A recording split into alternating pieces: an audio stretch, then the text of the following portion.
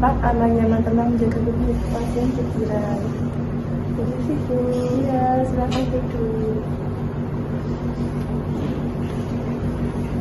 Selamat pagi Bu. Perkenalkan, saya Dinda ya Bu yang menjaga pada hari ini.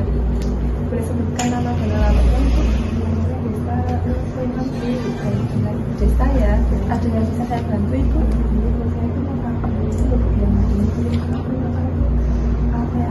Oh ya, HPID ya Bu ya, itu jadi mau pasang tapi belum tahu informasinya. Ya, jadi sebelumnya saya jelaskan dulu ya Bu ya, apa itu HPID. Nah nanti untuk waktunya kurang lebih 10-15 menit Ibu bersedia. Saya mulai ya Bu ya. Jadi KPID ini adalah alat kontrasepsi yang dipasang di dalam rahim ya Bu ya. Nah ini terbuat dari plastik tapi tidak usah khawatir Bu karena ini sudah aman.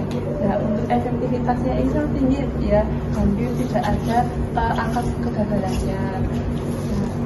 Ini juga sangat efektif ya Bu ya karena pakannya juga jangka panjang.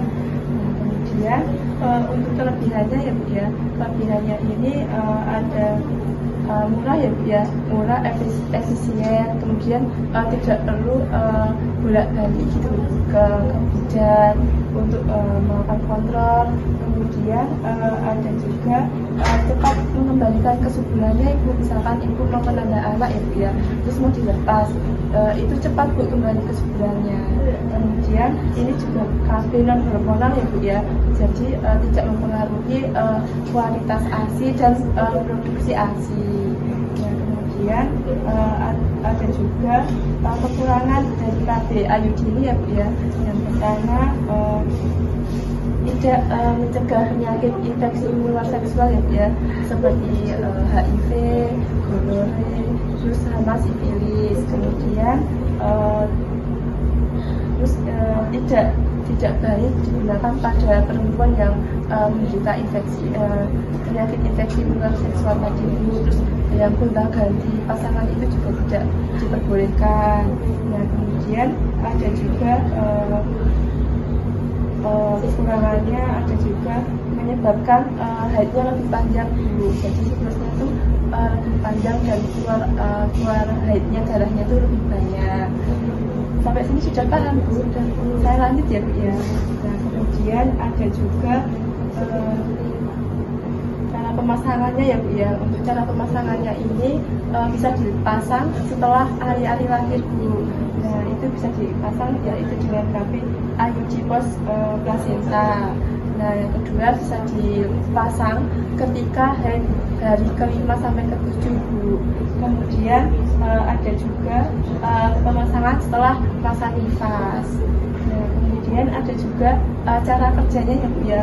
Nah kan ini nanti dimasukkan ke dalam rahim Ibu ya. Nah nanti kan ada kayak sayapnya ya Bu ya, menutupi saluran sel telur ini. Nah nanti ketika sel spermanya masuk akan dihalangi sama sel sayapnya itu Bu, jadi nanti tidak bisa membuahi sel telur Bu. Nah kemudian ada juga efek sampingnya ya Bu ya.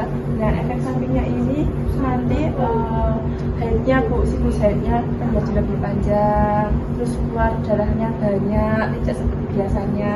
Kemudian haidnya juga lebih sakit Bu. Nah kemudian ada juga syarat-syaratnya ya Bu ya.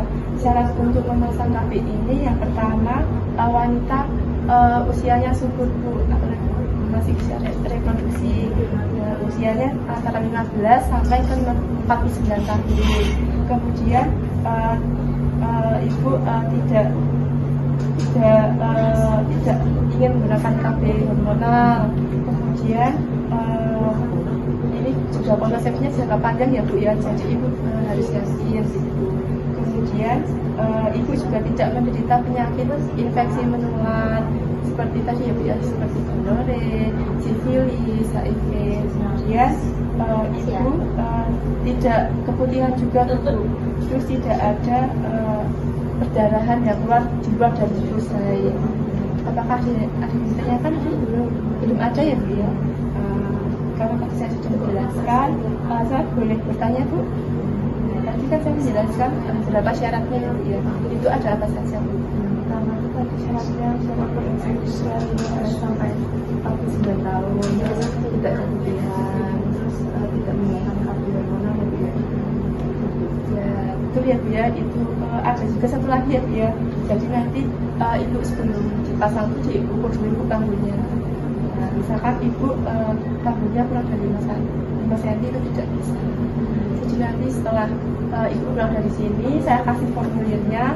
Nanti ibu boleh minta persetujuan ke suaminya, terus nanti kesini lagi diukur, terus kita jadwalkan untuk pemasangannya.